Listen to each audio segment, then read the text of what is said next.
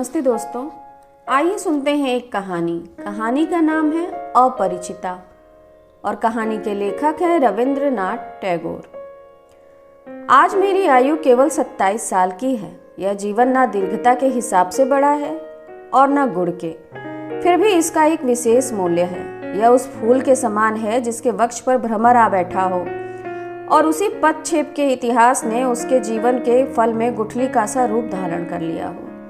वह इतिहास आकार में छोटा है, उसे छोटा करके ही लिखूंगा। जो छोटे को साधारण समझने की भूल नहीं करेंगे वे इसका रस समझेंगे। कॉलेज में पास करने के लिए जितनी परीक्षाएं थी सब मैंने खत्म कर ली हैं। बचपन में मेरे सुंदर चेहरे को लेकर पंडित जी को सेमल के फूल तथा माकाल फल, बाहर से देखने में सुंदर तथा भीतर में दुर्गंध युक्त और अखाद्य गूदे वाला एक फल के साथ मेरी तुलना करके हंसी उड़ाने का मौका मिला था। मुझे इससे बड़ी लज्जा आती थी, किंतु बड़े होने पर सोचता रहा हूं कि यदि पुनर्जन्म हो तो मेरे मुख पर स्वरूप और पंडित जी के मुख पर विद्रूप इसी प्रकार प्रकट हो। एक दिन था जब मेरे पिता गरीब थे। वकालत करके उन्होंने बहुत सा रुपया कमाया। भोग करने का उन्हें पल भर भी समय नहीं मिला। मृत्यु के समय उन्होंने जो लंबी सांस ली थी वही उनका पहला अवकाश था। उस समय मेरी अवस्था कम थी। माँ के ही हाथों मेरा लालन पालन हुआ। माँ गरीब घर की बेटी थी, अतः हम धनी थे यह बात न तो वो भूलती और न मुझे भूलने देती। बचपन में मैं सदा गोद में ही रहा। शायद इसलिए मैं अंत तक पूरे तौर पर वयस्क ही नहीं हुआ। आज मुझे देखने पर लगेगा जैसे मैं अन्नपूर्णा की गोद में गजानन का छोटा भाई हूं। मेरे असली अभिभावक थे मेरे मामा। वे मुझसे मुश्किल 6 वर्ष ही बड़े होंगे, किंतु फल्गु की रेती की तरह उन्होंने हमारे सारे परिवार को अपने हृदय में सोख लिया था। उन्हें खोदे बिना इस परिवार का एक बूंद रस पाने का उपाय नहीं था। इसी कारण मुझे किसी भी वस्तु के लिए कोई चिंता नहीं करनी पड़ती। हर कन्या के पिता स्वीकार करेंगे कि मैं सत्पात्र हूँ। हुक्का तक नहीं पीता। भला आदमी होने में कोई झंझट नहीं है, अतः मैं नितांत भला मानस हूँ। माता का आदेश मानकर चलने की क्षमता मुझ में है, वस्तुतः ना मानने की क्षमता मुझ में नहीं है। मैं स्वयं को अंतःपुर के शासनानुसार चलने के योग्य ही बना सका हूँ। यदि कोई कन्या स्वयंवरा हो तो इन सुलक्षणों को याद रखे। बड़े बड़े घरों से मेरे विवाह के प्रस्ताव आए थे, किंतु मेरे मामा का, जो धरती पर मेरे भाग्य देवता के प्रधान एजेंट थे, विवाह के संबंध में एक विशेष मत था। अमीर की कन्या उन्हें पसंद ना थी। हमारे घर जो लड़की आए वह सिर झुकाए हुए आए, वे यही चाहते थे। फिर भी रुपए के प्रति उनकी नस नस में आसक्ति समाई हुई थी। वे ऐसा समधी चाहते थे जिसके पास धन तो ना हो पर जो धन देने में त्रुटि ना करे, जिसका शोषण तो कर लिया जाए पर जिसे घर आने पर गुड़गुड़ी के बदले बंधे हुक्के में, गुड़गुड़ी हुक्का अधिक सम्मान सूचक समझा जाता है, अथवा बंधा हुक्का मामूली हुक्का होता है। तंबाकू देने पर जिसकी शिकायत न सुननी पड़े। मेरा मित्र हरीश कानपुर में काम करता था। छुट्टियों में उसने कलकत्ता आकर मेरा मन चंचल कर दिया। बोला, सुनो जी, अगर लड़की की बात हो तो एक अच्छी खासी लड़की है। कुछ दिन पहले ही एमए पास किया था। सामने जितनी दूर तक दृष्टि जाती छुट्टी धू धू कर रही थी। परीक्षा नहीं है, उम्मीदवारी नहीं, नौकरी नहीं, अपनी जायदाद देखने की चिंता भी नहीं, शिक्षा भी नहीं, इच्छा भी नहीं। होने में भीतर माँ थी और बाहर मामा। इस अवकाश की मरुभूमि में मेरा हृदय उस समय विश्वव्यापी नारी रूप की मरीचिका देख रहा था।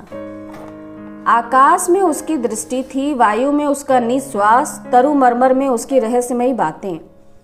ऐसे में ही हरीश आकर बोला, अगर लड़की की बात हो तो मेरा तन मन वसंत वायु से दोलायित बकुल वन की 9 पल्लो राशि की भांति धूप छांव का पुट बनने लगा। हरीश आदमी था रसिक। रस उड़ेल कर वर्णन करने की उसमें शक्ति थी और मेरा मन था तृषित। मैंने हरीश से कहा, एक बार मामा से बात चला कर देखो। बैठक जमाने में हरीश अद्वितीय था। इससे सर्वत्र उसकी खातिर होती थी। मामा भी उसे पाकर छोड़ना नहीं चाहते थे। बात उनकी बैठक में चली। लड़की की अपेक्षा लड़की के पिता की जानकारी ही उनके लिए महत्वपूर्ण थी। पिता की अवस्था वे जैसी चाहते थे वैसी ही थी। किसी जमाने में उनके वंश में लक्ष्मी का मंगल घट भरा रहता था। इस समय उसे शून्य ही समझो। फिर भी तले में थोड़ा बहुत बाकी था। अपने प्रांत में वंश मर्यादा की रक्षा करके चलना सहज ना समझकर वे पश्चिम में जाकर वास कर रहे थे। वहां गरीब गृहस्थ की ही भांति रहते थे। एक लड़की को छोड़कर उनका और कोई ना था। अतएव उसी के पीछे लक्ष्मी के घट को एकदम औंधा कर देने में हिचकिचाहट नहीं होगी। यह सब तो सुंदर था, किंतु लड़की की आयु 15 की है, यह सुनकर मामा का मन भारी हो गया। वंश में तो कोई दोष नहीं है। नहीं, कोई दोष नहीं। पिता अपनी कन्या के योग्य वर कहीं भी ना खोज पाए। एक तो वर की हाट में महंगाई, तिस पर धनुष भंग की शर्त, अतः सब्र किए बैठे हैं, किंतु कन्या की आयु सब्र नहीं करती। जो भी हो, हरीश की सरस रचना में गुण था। मामा का मन नरम पड़ गया। विवाह का भूमिका वाला भाग निर्विघ्न पूरा हो गया। कलकत्ता से बाहर बाकी जितनी दुनिया है सबको मामा अंडमान द्वीप के अंतर्गत ही समझते थे। जीवन में एक बार विशेष काम से वे कोन्नागर तक गए थे। मामा यदि मनु होते तो वे अपनी संहिता में हावड़ा के पुल को पार करने को एकदम निषेध कर देते। मन में इच्छा थी खुद जाकर लड़की देखाऊं, पर प्रस्ताव करने का साहस न कर सका। कन्या को आशीर्वाद देने, बंगालियों में विवाह पक्का करने के लिए एक रस्म होती है जिसमें वर पक्ष के लोग कन्या को और कन्या पक्ष के लोग वर को आशीर्वाद देकर कोई आभूषण दे जाते हैं। जिनको भेजा गया वे हमारे वीनू दादा थे, मेरे फुफेरे भाई। उनके मत, रुचि एवं दक्षता पर मैं 16 आने निर्भर कर सकता था। लौटकर वीनू दादा ने कहा, बुरी नहीं है जी, असली सोना है। वीनू दादा की भाषा अत्यंत संयत थी। जहां हम लोग कहते हैं अपूर्व, वहां वे कहते थे काम चलाओ। अतएव मैं समझा मेरे भाग्य में पंचसर का प्रजापति से कोई विरोध नहीं है। कहना व्यर्थ है, विवाह के उपलक्ष्य में कन्या पक्ष को ही कलकत्ता आना पड़ा। कन्या के पिता शंभुनाथ बाबू हरीश पर कितना विश्वास करते थे, इसका प्रमाण यह था कि विवाह के 3 दिन पहले उन्होंने मुझे पहली बार देखा और आशीर्वाद की रस्म पूरी कर गए। उनकी अवस्था 40 के ही आसपास होगी। बाल काले थे, मूंछों का पकना अभी प्रारंभ ही हुआ था। रूपवान थे। भीड़ में देखने पर सबसे पहले उन्हीं पर नजर पड़ने लायक उनका चेहरा था। आशा करता हूं कि मुझे देखकर वे खुश हुए, लेकिन यह समझना कठिन था क्योंकि वे अल्पभाषी थे। जो एकाध बात कहते भी थे उसे मानो पूरा जोर देकर नहीं कहते थे। इस बीच मामा का मुंह अबाध गति से चल रहा था। धन में, मान में हमारा स्थान शहर में किसी से कम ना था। वे नाना प्रकार से इसी का प्रचार कर रहे थे। शंभुनाथ बाबू ने इस बात में बिल्कुल योग नहीं दिया। किसी भी प्रसंग में कोई हाँ या हूं तक नहीं सुनाई पड़ी। मैं होता तो निरुत्साहित हो जाता, किंतु मामा को हतोत्साहित करना कठिन था। उन्होंने शंभुनाथ बाबू का शांत स्वभाव देखकर सोचा कि आदमी बिल्कुल निर्जीव है, तनिक भी तेज नहीं है। समधियों में और जो हो तेज भाव होना पाप है। अतएव मन ही मन मामा खुश हुए। शंभुनाथ बाबू जब उठे तो मामा ने संक्षेप में ऊपर से ही उन्हें विदा कर दिया। गाड़ी में बैठाने तक नहीं गए। दहेज के संबंध में दोनों पक्षों में बात पक्की हो गई थी। मामा अपने को असाधारण चतुर समझकर गर्व करते थे। बातचीत में वे कहीं भी कोई छिद्र ना छोड़ते। रुपए की संख्या तो निश्चित थी ही, ऊपर से गहना कितने भर एवं सोना किस दर का होगा यह भी एकदम तय हो गया था। मैं स्वयं इन बातों में नहीं पड़ता था, न जानता ही था कि लेन देन में क्या निश्चित हुआ है। मैं जानता था कि यह स्थूल भाग ही विवाह का एक प्रधान अंग है और उस अंश का भार जिनके ऊपर है वे एक कौड़ी भी नहीं ठगाएंगे। वस्तुतः अत्यंत चतुर व्यक्ति के रूप में मामा हमारे सारे परिवार में गर्व की प्रधान वस्तु थे। जहां कहीं भी हमारा कोई संबंध हो, पर्वत ही बुद्धि की लड़ाई में जीतेंगे, यह बिल्कुल पक्की बात थी। इसलिए हमारे यहाँ कभी ना रहने पर भी एवं दूसरे पक्ष में कठिन अभाव होते हुए भी हम ही जीतेंगे। यह हमारे परिवार की जिद थी।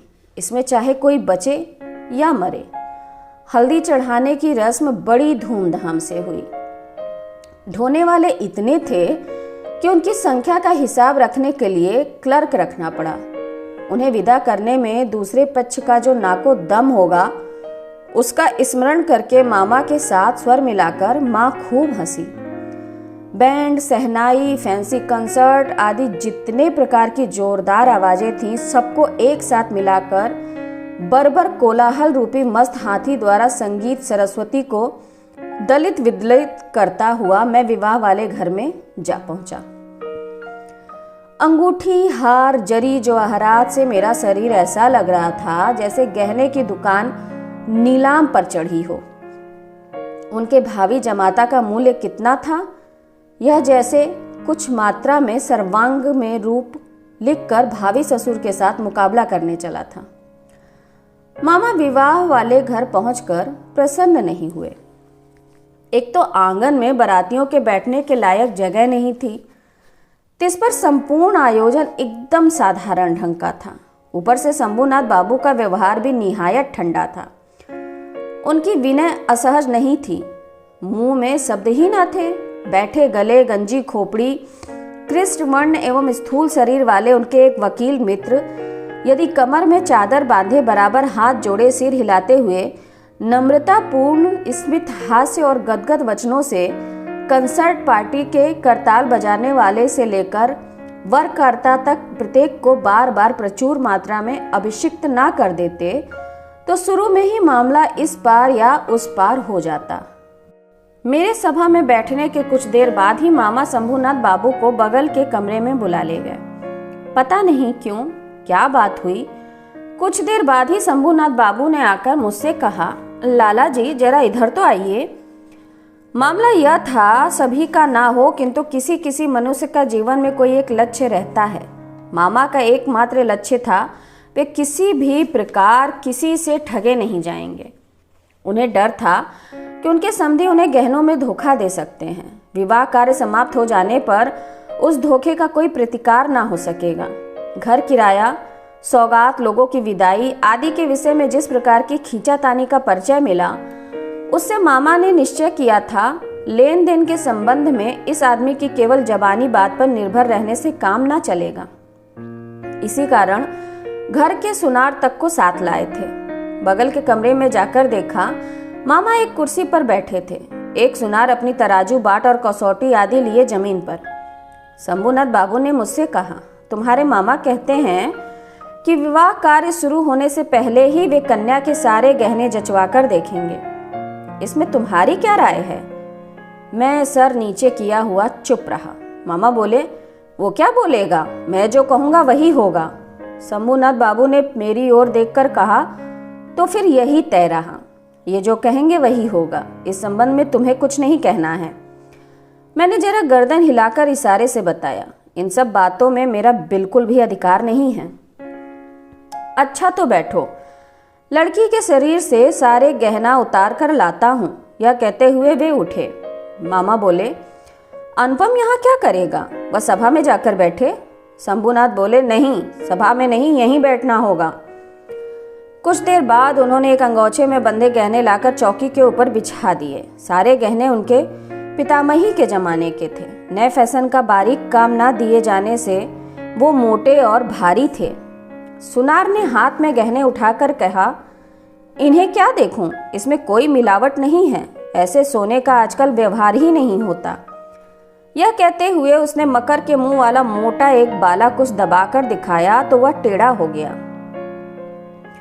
मामा ने उसी समय नोटबुक में गहनों की सूची बना ली, कहीं जो दिखाया गया था उसमें से कुछ कम ना हो जाए। हिसाब करके देखा, गहना जिस मात्रा में देने की बात थी, इनकी संख्या दर एवं तोल उससे भी अधिक थी। गहनों में एक जोड़ा इयरिंग का था। शंभूनाथ ने उसे सुनार के हाथ में देकर कहा, जरा इसकी परीक्षा करके देखो। सुनार ने कहा, यह विलायती माल है, इसमें सोने का हिस्सा मामूली ही है।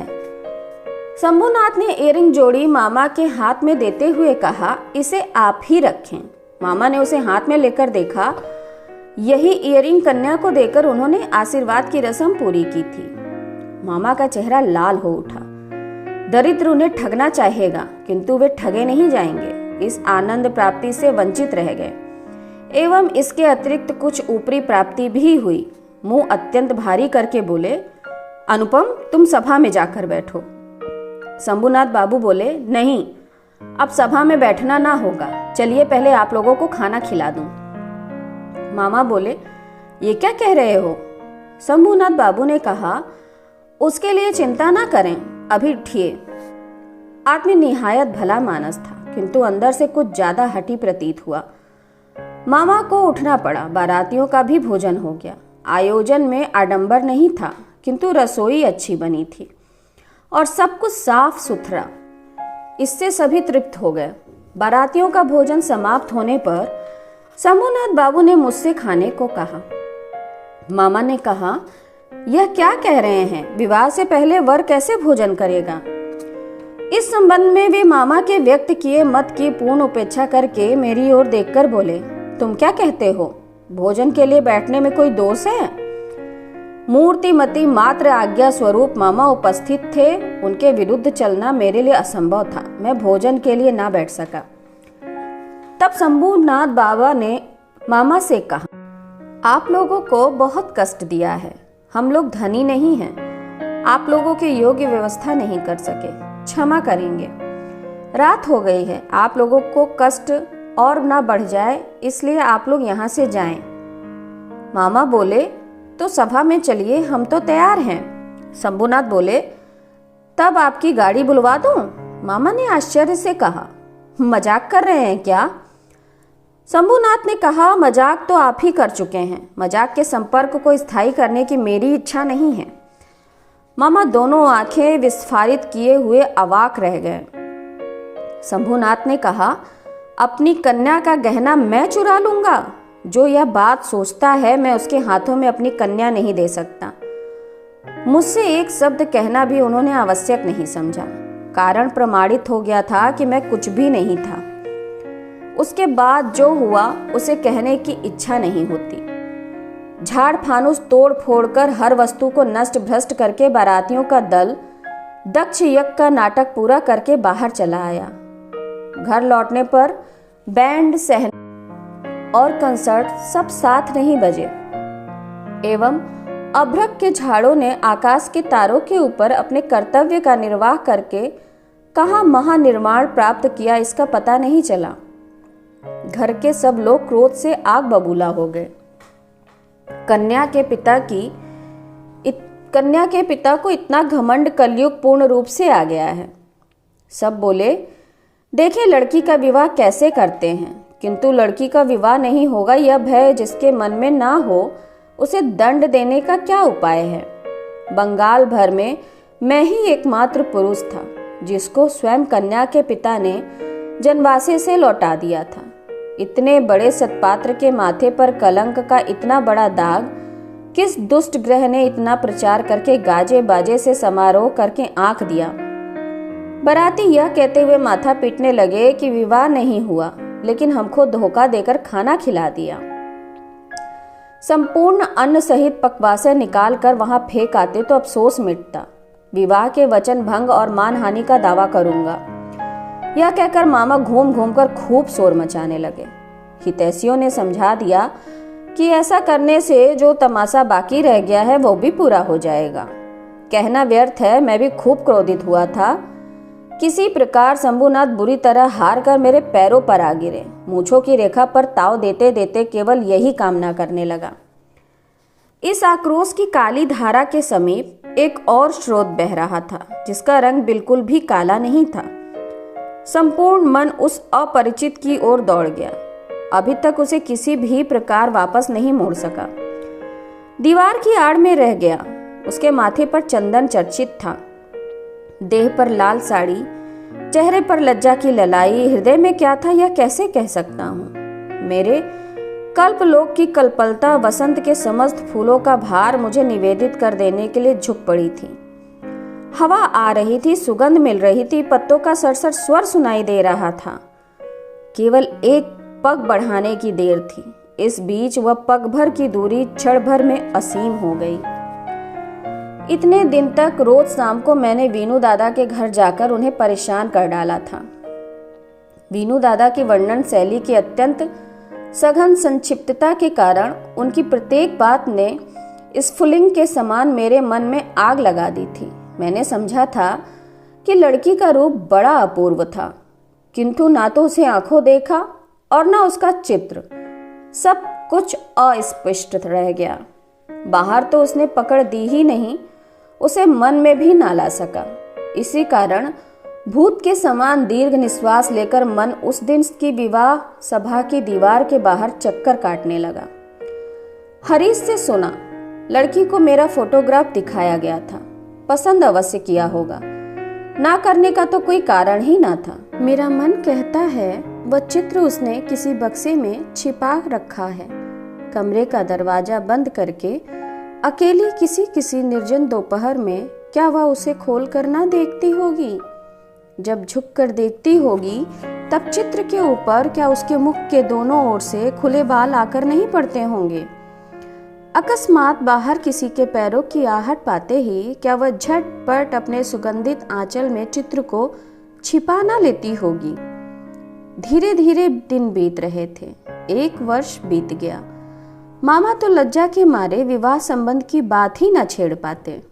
माँ की इच्छा थी मेरे अपमान की बात जब समाज के लोग भूल जाएंगे तब विवाह का प्रयत्न करेंगे। दूसरी ओर मैंने सुना कि शायद उस लड़की को अच्छा वर मिल गया है, किंतु उसने प्रण किया है कि वह विवाह नहीं करेगी। यह सुनकर मन आनंद के आवेश से भर गया। मैं कल्पना में देखने लगा, वह अच्छी तरह खाती नहीं, संध्या हो जाती है, वह बाल बांधना भूल जाती है। उसके पिता उसके मुंह की ओर देखते हैं और सोचते हैं मेरी लड़की दिनों दिन ऐसी क्यों होती जा रही है। अकस्मात किसी दिन उसके कमरे में आकर देखते हैं लड़की के नेत्र आंसुओं से भरे हैं। पूछते हैं, बेटी तुझे क्या हो गया है, मुझे बता।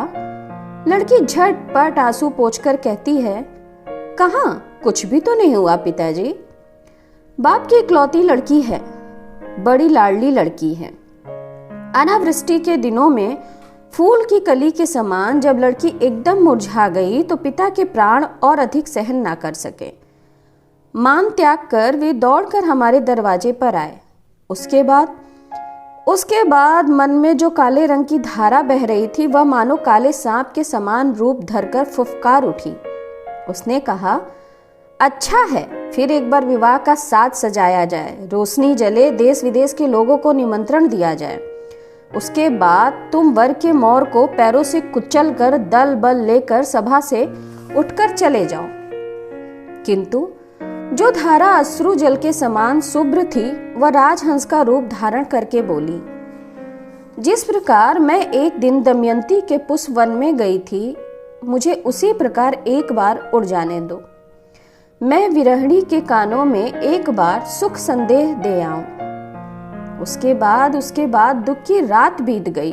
9 वर्षा का जल बरसा, मलान मुंह फूल ने मुंह उठाया। इस बार उस दीवार के बाहर सारी दुनिया के और सब लोग रह गए, केवल एक व्यक्ति के भीतर प्रवेश किया। फिर मेरी कहानी खत्म हो गई। लेकिन कहानी ऐसे खत्म नहीं हुई। जहां पहुंचकर वह अनंत हो गई है वहां का थोड़ा सा विवरण बताकर अपना यह लेख समाप्त करूंगा। माँ को लेकर तीर्थ करने जा रहा था। भार मेरे ही ऊपर था, क्योंकि मामा इस बार भी हावड़ा पुल के पार नहीं हुए। रेलगाड़ी में सो रहा था। झोंके खाते खाते दिमाग में नाना प्रकार के बिखरे स्वप्नों का झुंझुना बज रहा था। अकस्मात किसी एक स्टेशन पर जाग गया। वह भी प्रकाश अंधकार से मिश्रित एक स्वप्न था। केवल आकाश के तारागण चिर परिचित थे और सब अपरिचित, अस्पष्ट था।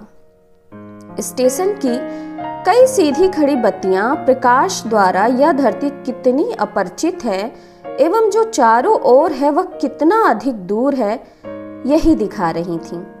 गाड़ी में माँ सो रही थीं। बत्ती के नीचे हरा पर्दा टंगा था। ट्रंक, बक्सा, सामान सब एक दूसरे के ऊपर तितर बितर पड़े थे।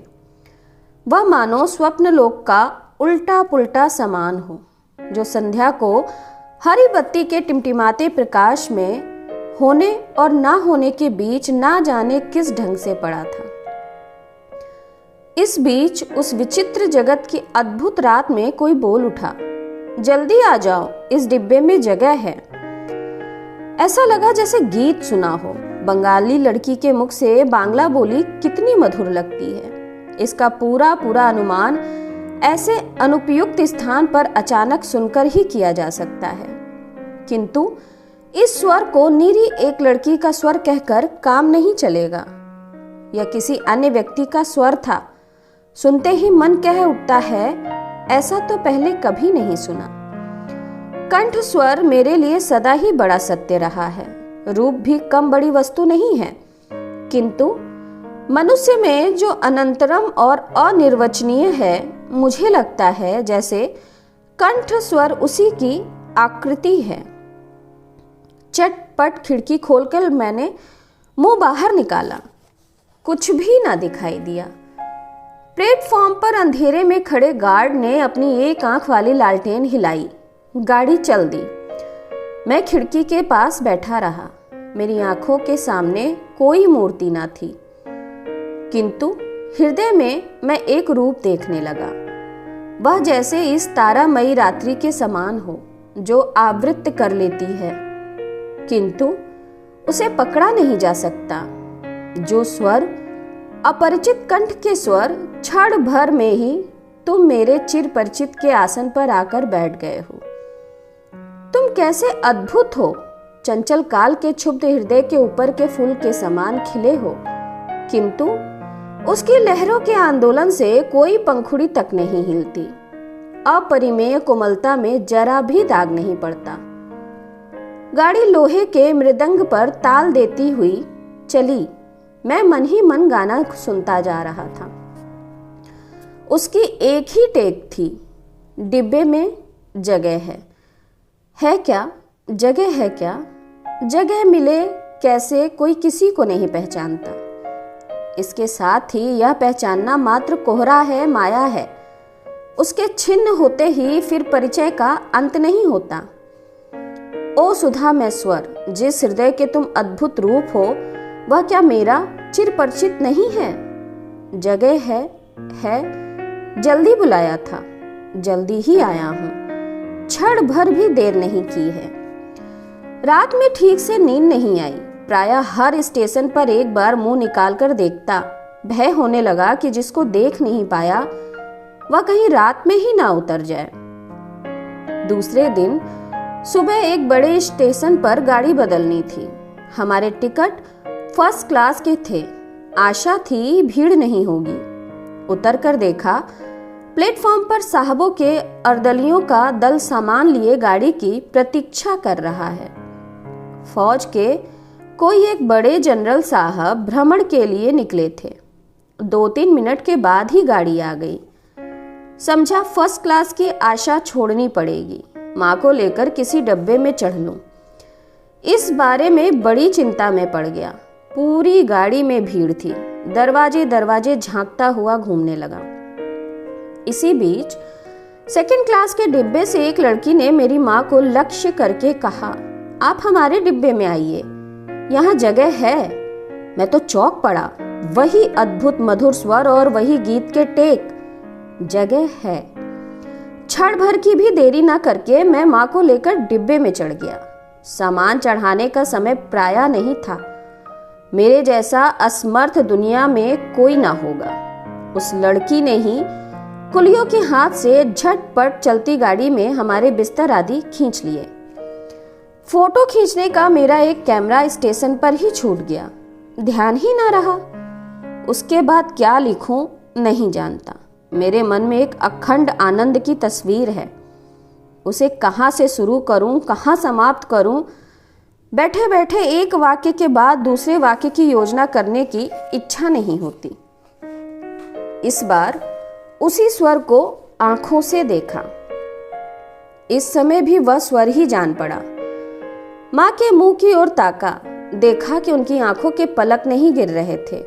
लड़की की अवस्था 16 या 17 की होगी, किंतु नवयौवन ने उसकी देह मन पर कहीं भी जैसे जरा भी भार ना डाला हो। उसकी गति सहज, दीप्ति निर्मल, सौंदर्य की सुचिता अपूर्व थी। उसमें कहीं कोई जड़ता ना थी। मैं देख रहा हूं, विस्तार से कुछ भी कहना मेरे लिए असंभव है। यही नहीं, वह किस रंग की साड़ी किस प्रकार पहने हुए थी यह भी ठीक से नहीं कह सकता। यह बिल्कुल सत्य है कि उसकी वेशभूषा में ऐसा कुछ ना था जो उसे छोड़कर विशेष रूप से आंखों को आकर्षित करे। वह अपने चारों ओर की चीजों से बढ़कर थी। रजनीगंधा की शुभ्र मंजरी के समान, सरल वृंत के ऊपर स्थित जिस वृक्ष पर खिली थी, उसका एकदम अतिक्रमण कर गई थी। उसके साथ में 2-3 छोटी छोटी लड़कियां थीं। उनके साथ उसकी हंसी और बातचीत का अंत ना था। मैं हाथ में एक पुस्तक लिए उस ओर कान लगाए हुए था। जो कुछ कान में पड़ रहा था वह सब तो बच्चों के साथ बचपने की बातें थीं। उसका विशेषत्व यह था कि उसमें अवस्था का अंतर बिल्कुल भी नहीं था। छोटों के साथ वह अनायास और आनंद पूर्वक छोटी हो गई थी। उसके साथ बच्चों की कहानियां सचित्र पुस्तकें थीं। उसी की कोई कहानी सुनाने के लिए लड़कियों ने उसे घेर लिया था। यह कहानी अवश्य ही उन्होंने 20-25 बार सुनी होगी। लड़कियों का इतना आग्रह क्यों था यह मैं समझ गया। उस सुधा कंठ की सोने की छड़ी से सारी कहानी सोना हो जाती थी। उस लड़की का संपूर्ण तन मन पूरी तरह प्राणों से भरा था। उसकी सारी चाल ढाल स्पर्श में प्राण उमड़ रहा था। अतः लड़कियां जब उसके मुंह से कहानी सुनती तब कहानी नहीं उसी को सुनती। उनके हृदय पर प्राणों का झरना झर पड़ता। उसके उस उद्भासित प्राण ने मेरी उस दिन की सारी सूर्य किरणों को सजीव कर दिया। मुझे लगा मुझे जिस प्रकृति ने अपने आकाश से वेष्टित कर रखा है वह उस तरुणी के ही अक्लांत अम्लान प्राणों का विश्वव्यापी विस्तार है। दूसरे स्टेशन पर पहुंचते ही उसने खोमचे वाले को बुलाकर काफी सारी दालमोट खरीदी और लड़कियों के साथ मिलकर बिल्कुल बच्चों के समान वह कल हास्य करते हुए निसंकोच भाव से खाने लगी। मेरी प्रकृति तो जाल से घिरी हुई थी। क्यों मैं अत्यंत सहज भाव से उस हंसमुख लड़की से एक मुट्ठी दालमोट ना मांग सका? हाथ बढ़ाकर अपना लोभ क्यों स्वीकार नहीं किया? माँ अच्छा और बुरा लगने के बीच असमंजस की स्थिति में लग रही थीं। डिब्बे में मैं मर्द हूं तो भी इसे कोई संकोच नहीं, खासकर वह इस लोभ की भांति खा रही थी। यह बात उन्हें पसंद नहीं आ रही थी। उसे बेहया कहने का भी उन्हें भ्रम ना हुआ। उन्हें लगा इस लड़की की अवस्था हो गई है, किंतु शिक्षा नहीं मिली। माँ एकाएक किसी से बातचीत नहीं कर पाती। लोगों के साथ दूर दूर रहने का ही उन्हें अभ्यास था। उस लड़की का परिचय प्राप्त करने की उन्हें बड़ी इच्छा थी, किंतु वे स्वाभाविक बाधा नहीं मिटा पा रही थी। इसी समय गाड़ी एक बड़े स्टेशन पर आकर रुक गई। उन जनरल साहब के साथियों का एक दल इस स्टेशन से चढ़ने का प्रयत्न कर रहा था। गाड़ी में कहीं जगह ना थी। कई बार वे हमारे डिब्बे के सामने से निकले। माँ तो भय के मारे जड़ हो गई। मैं भी मन में शांति का अनुभव नहीं कर रहा था। गाड़ी छूटने से थोड़ी देर पहले एक देसी दर रेल कर्मचारी ने डिब्बों की 2 बेंचों के सिरों पर नाम लिखे हुए 2 टिकट लटकाकर मुझसे कहा, इस डिब्बे की ये 2 बेंचें पहले से ही 2 साहबों ने रिजर्व कर रखी हैं। आप लोगों को दूसरे डिब्बे में जाना होगा। मैं तो झटपट घबराकर खड़ा हो गया। लड़की हिंदी में बोली, नहीं, हम डिब्बा नहीं छोड़ेंगे। उस आदमी ने जिद करते हुए कहा, बिना छोड़े कोई चारा नहीं है। लड़की के उस डिब्बे से उतरने की इच्छा का कोई लक्षण न देखकर वह उतरकर अंग्रेज स्टेशन मास्टर को बुला लाया। उसने आकर मुझसे कहा, मुझे खेद है, किंतु। यह सुनकर मैंने कुली कुली की पुकार लगाई।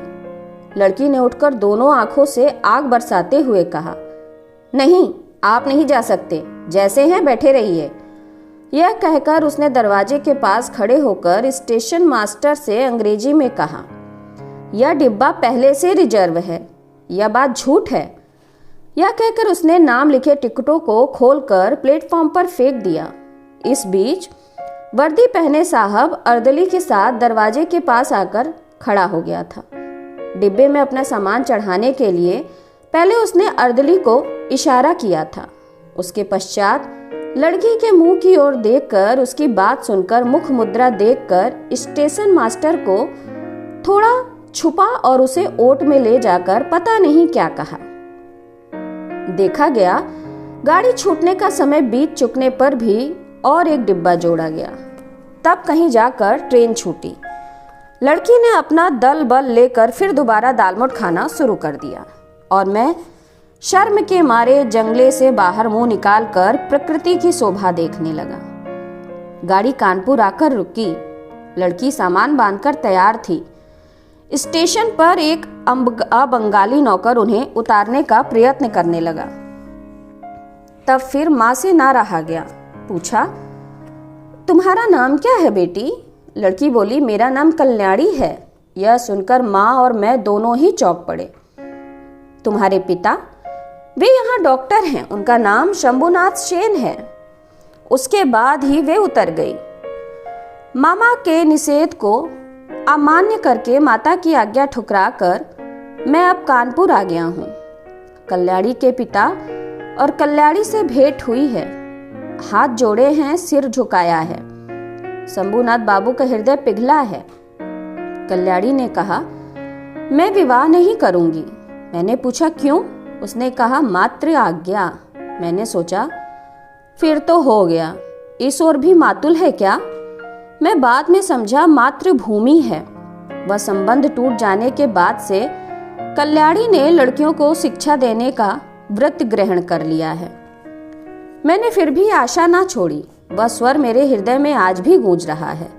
वह मानो कोई उस पार की वंशी हो, मेरी दुनिया के बाहर से आई थी, मुझे जगत से बाहर बुला रही थी। और वह जो रात के अंधकार में मेरे कान में पड़ा था, जगह है, वह मेरे चिर जीवन के संगीत की टेक बन गई। उस समय मेरी आयु थी 23, अब हो गई है 27। मैंने अभी तक आशा नहीं छोड़ी है, किंतु मातुल को छोड़ दिया। इकलौता लड़का होने के कारण माँ मुझे नहीं छोड़ सकी। तुम सोच रहे होगे मैं विवाह की आशा करता हूँ। नहीं, कभी नहीं। मुझे याद है बस उस रात के अपरिचित कंठ के मधुर स्वर की आशा। जगह है, अवश्य है, नहीं तो खड़ा हो जाऊंगा। इसी कारण वर्ष के बाद वर्ष बीतते जाते हैं, मैं यही हूँ। भेंट होती है, वही स्वर सुनता हूँ। जब अवसर मिलता है उसका काम कर देता हूँ। और मन कहता है, यही तो जगह मिली है। और यह परिचिता, तुम्हारा परिचय पूरा नहीं हुआ, पूरा होगा भी नहीं, किंतु मेरा भाग्य अच्छा है, मुझे जगह मिल चुकी है। तो कहानी यहीं समाप्त होती है। नमस्कार। आप लोगों से विनम्र अनुरोध कि अगर आपको मेरी कहानियाँ अच्छी लगती हैं तो ऐसी ही प्यारी प्यारी कहानियों को सुनने के लिए मेरे चैनल को ज़रूर सब्सक्राइब करें और साथ ही साथ बेल आइकन भी प्रेस करें ताकि मेरे द्वारा अपलोड की हुई सारी कहानियों का नोटिफिकेशन आपको मिलता रहे और कोई भी कहानी आपसे मिस ना हो। नमस्कार।